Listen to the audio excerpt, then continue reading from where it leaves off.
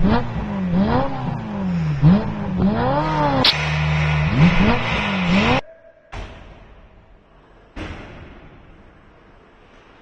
yokturdu. Ha? Üzgüm. Ne müzik o? Manın üzgücü manın av bir dostu raylaşıpsına tırnağın.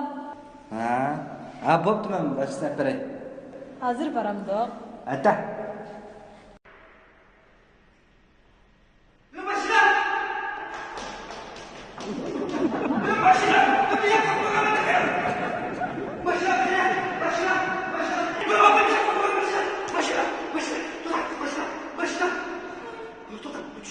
Düşün.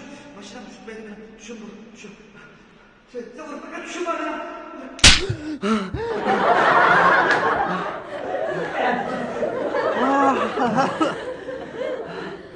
Düşümken dersle. Vay ca korktum. Meyley.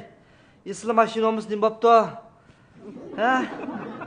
Yaxşı maşinamız ne baptı? Ayağım ba. Bana. Cilim kope. Karısı kaldı digine bana. He? Kope.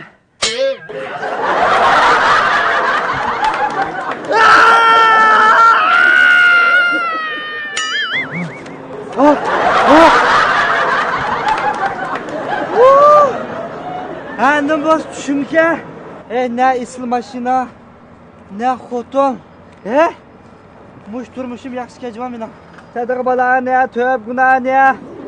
Yüzge boz berip mansanglar. Kaç pul olmasın ma vişin armiva bilen cifi ba armiva mı battı.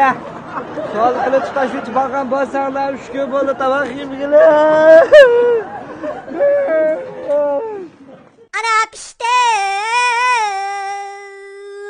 想看石榴说了完整的段子，请关注石榴精神。